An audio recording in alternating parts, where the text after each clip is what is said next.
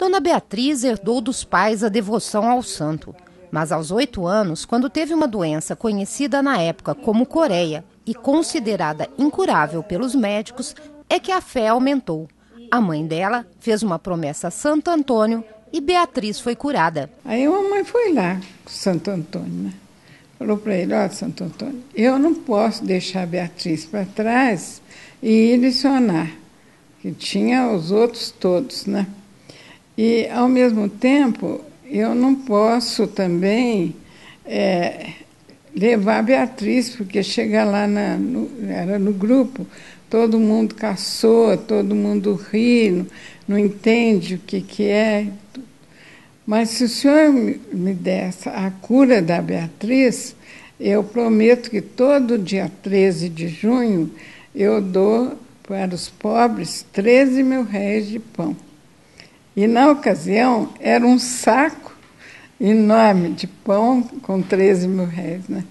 Mas ela que vai dar com a mão dela. Santo Antônio não é conhecido somente pelos milagres que faz, mas também por simpatias e crendices. Dona Olga conta que sua mãe só se casou com Antônio por causa de uma história popular bem conhecida e praticada antigamente. Nos velhos tempos em que as famílias se reuniam para comemorar os santos, e Poços era quase que um arraial ainda, então fazia-se a fogueira de Santo Antônio, como fazia de São João, de São Pedro.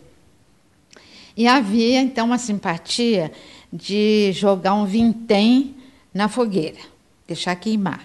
Depois que a fogueira se apagava, então recolhia a moedinha e dava para o primeiro pobre que encontrasse. E perguntava o nome, que seria o nome do futuro marido.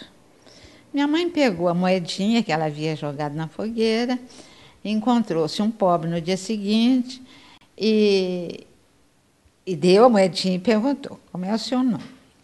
Ele disse: Antônio.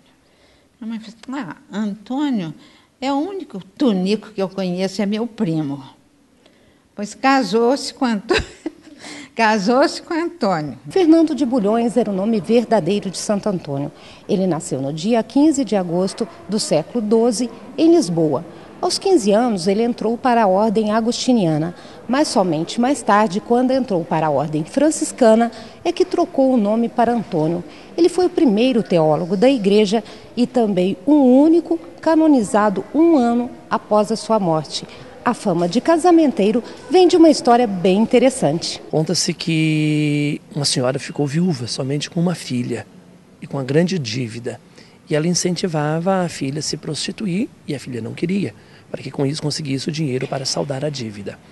Ao que ela foi junto a Santo Antônio e fez a prece. Queria uma vida honesta, correta, íntegra, e terminando a sua prece, cai das mãos do santo um bilhete, direcionado a um grande comerciante da cidade, para que ele a presenteasse em moedas de prata o tanto quanto pesasse aquele bilhete.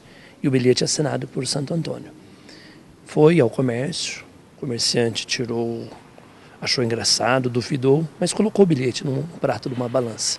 Ia colocando as moedas no outro, e mais moeda, e mais moeda, e nunca que o prato da esquerda subia, pesava.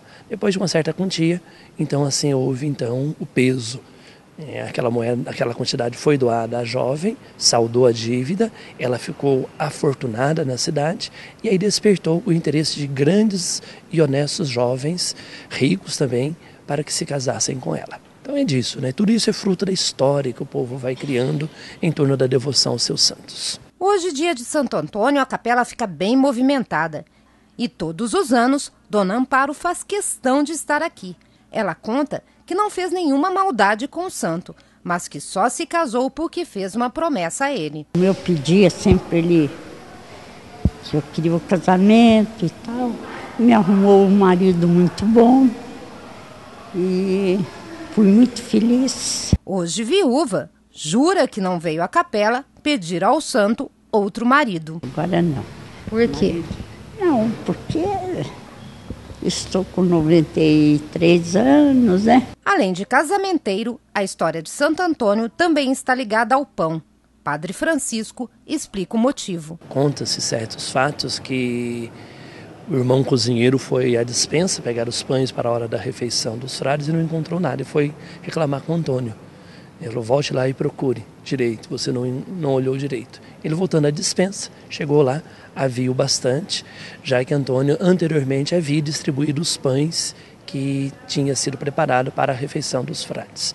E com isso também as pessoas procuraram toda a graça que alcança sobre a intercessão de Santo Antônio, reverter em pães para a igreja, a paróquia, a comunidade ou algum centro de assistência, né, para que assim seja então dado aos pobres. E também, abençoando os pães, há o costume de colocá-lo na lata de alimento, para que não falte o alimento nosso de cada dia, nem para a gente e nem para a partilha com os irmãos também.